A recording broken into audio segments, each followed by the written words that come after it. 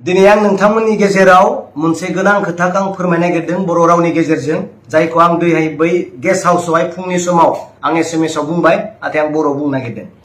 नोंथांमोना नैबे लेखाखौ मोनथिखाबाय बे लेखानि सोमोन्दै आं बुंदोंमोन।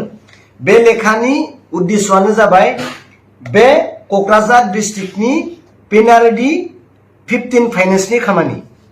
जाय खामानिनि अर्डारा जाहैबाय 58 था खामानिखौ दिनै सासेल' कन्ट्रेक्टरनो होनाय जादों। जाय कन्ट्रेक्टरआ जोंनि बिटिआरनि नङा बा बिटिसिनि नङा, बिथाङा जाहैबाय मिसेस आसाम एजेन्सि बिलासिपारानि। बिलासिपारायाथ' जोंनि नङा। बे बिलासिपारानि नङि बिटिआरनि नङि सासे बिलासिपारानि आउट अफ बिटिआरनि मानसिया जोंनि एसेबां माखासे 58टा खामानिखौ बोरै मोननांगौ? सोर जड़ित दङ बेजों? प्रमद बर' बिथाङा मा सार्थआव मानि थाखाय बे खामानिखौ बिथांनो होखो? आरो नै उदालगुरिनिया 52 सासे मानसिनि एके मिस्ट्रेस आसाम एजेन्सि बिलासिपारानो 52 खामानिखौ होदों।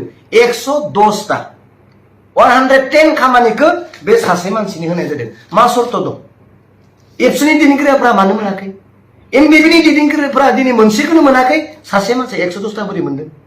एबसुनि दैदेनगिरि जायफोरा दिनै खामानि मोननो थाखाय दिनै एसेबाबो गोसो दङ, दिनै आन्दोलनखौ दोनथ'नानै जोबथ'नायनि थाखाय जिरायनानै संसार जानो थाखाय गावनि बिसि बिसायजों एसेब्लाबो मोजां न'खर, एसेबाबो मोनसे मोजां फरायनायनि परिबेस खालामनो थाखाय दिनै गोबां नाजानाय दङ खामानि मोननो, नाथाय मोनसेबो खामानिखौ मोनाखै।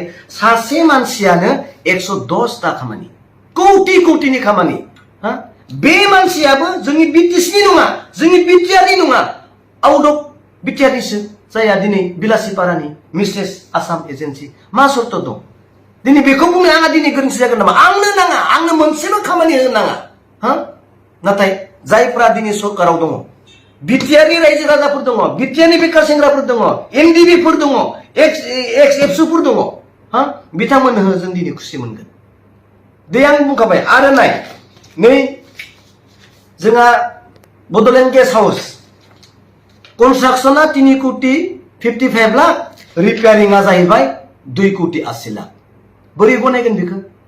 प्रमद बर' सार बिथाङा बुंदोंमोन जे हाग्रामा महिलारिनि दिनाव बिपिएम समाव इलिगेलि जानला मोनला फैसाफोरखौ बाहायनानै बिथाङा कारापसन खालामदोंमोन।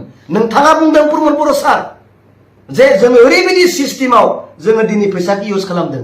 मा 3,55,00,000 लाखआव दिनै नोंथाङा 2,80,00,000 रिपेयारिं होदों। जाय रिपेयारिंनि निउजफोरा दिनै नायदों, बेयाव दिन्थिहैदों जेरै 50 लाखनि बा 30 लाखनि बारा थाङा, बेयाव दिनै 2,80,00,000 बे कारापसन नङा मा? बे कारापसन नङा मा? मबे सिस्टेमजों खामानि? गासैबो खामानियानो बाहेरनि 58 करोड़ जाया दिनै एमसिएलएफोरनि क्वार्टार 58 करोड़ एनइ इनफ्रा होननाय गुवाहाटीनि मानसिया लादों। जाया नै गेस्ट हाउसखौ बे गुवाहाटीनियानो।